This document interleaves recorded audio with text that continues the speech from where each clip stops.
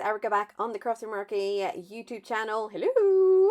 So today I thought I would just kind of go through all of my ready-made stuff, and we will do another one of these use up what you have videos. So I have a couple of ways to store my stuff. It seems like I haven't quite settled on one.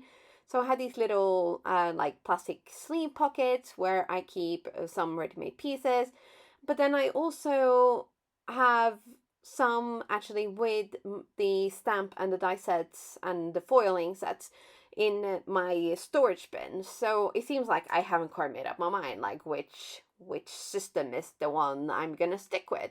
And I'm hoping that by starting, going through all of this stuff and actually taking out everything that I can find in the pockets now, I'm hoping that I'm gonna move over to a system where I keep everything in one place and keep my actual storage bins a little bit neater and tidier. So we're gonna try to move towards that as well. But so as you can see, I have a lot of stuff ready made. So I had this big problem where when I get making, I don't necessarily kind of limit myself to just one piece of everything. I tend to go to town, TOWN, and that yeah, I mean, you can see here, I have there's a lot of bits and pieces, lots and lots and lots. So there is colored cardstock,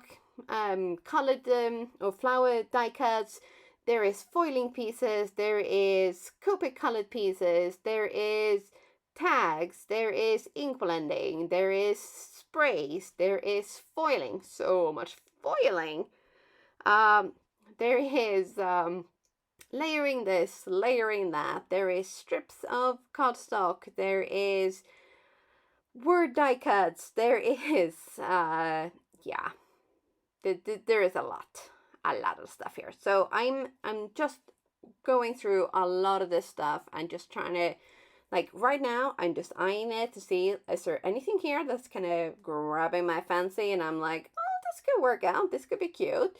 So I have, as you can see here, that piece there with the heart and the little circles. Those little circles are actually cut out of leftover pieces from some experimenting that I did with some Lindy's gang powders.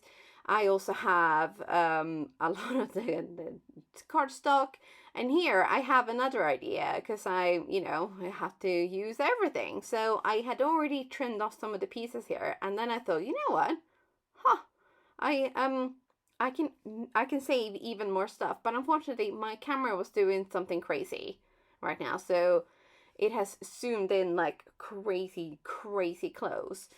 But so I'm going to try to talk you through this.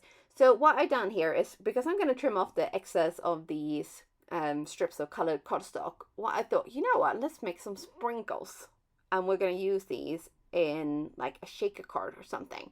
So I'm trimming these off quite thin and chopping them off into, they're probably, I would say, a few millimeters, say it's a 1/16 of an inch wide.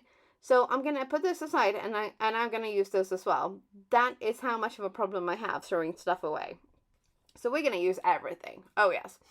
And here I'm again kind of working my way through what is gonna work, what isn't gonna work, and I keep kind of going back and forth, and I'm like, oh, is this the color? Is that the color? What am I going to use here? Am I going to use a word die? Am I going to use a foiled sentiment? Am I going to use a stamped sentiment?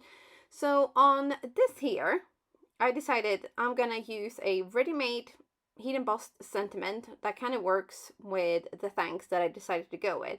It's actually heat embossed in gold, and the thanks is in silver. So I thought, it could maybe be a little bit gauche, I don't know, but I thought it could also be a nice contrast, right? So I decided to keep it super simple. I have added those strips of colored cardstock to a card base.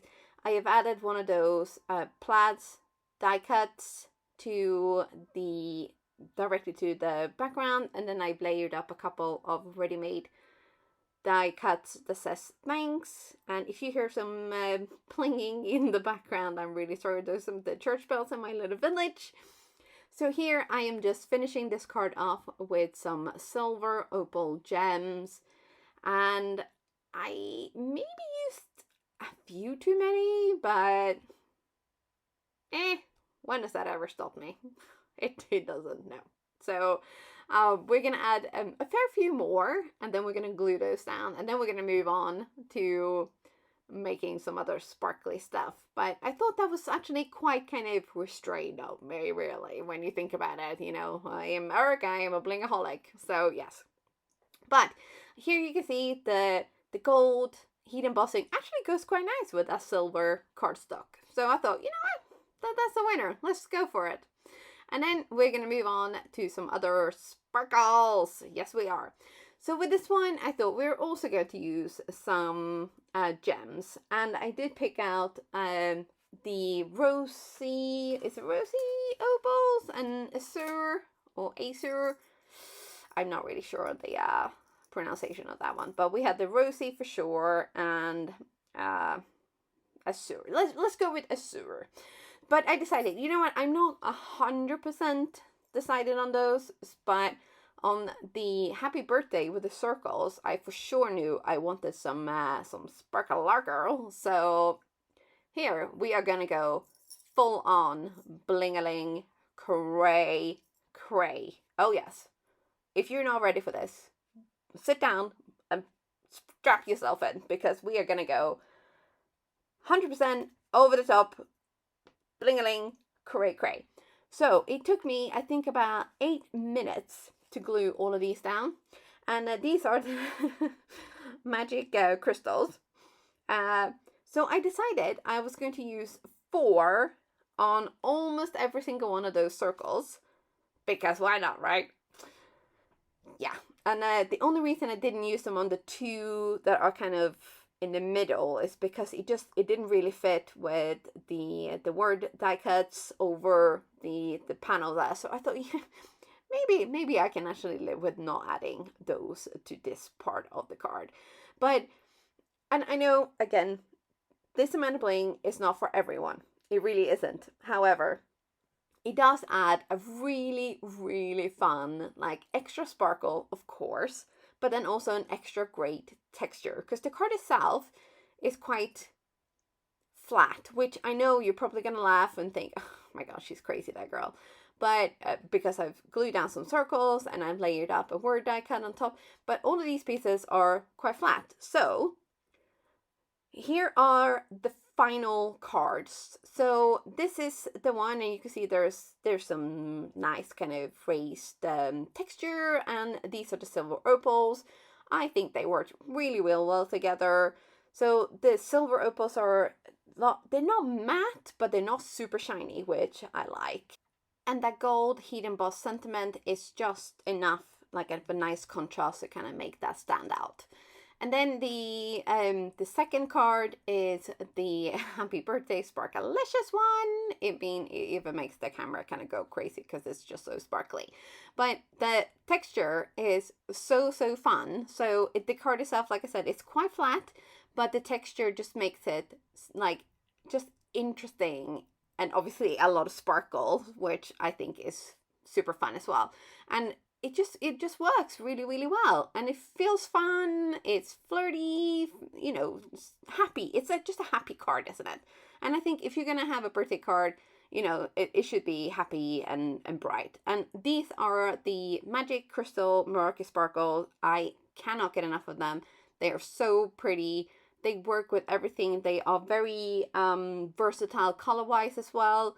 And this is the pink and the blue card. So the background is made with distress spray colors, and all of those pieces except for the little sentiment, which I did have to stamp up because I didn't have anything that kind of fit. And these are the sparkles, or the opal, sorry, for that card. The only thing I had to make for that one was the sentiment. And with that, I am all done for today. I really hope you've enjoyed this video, and I will see you soon again. Bye for now.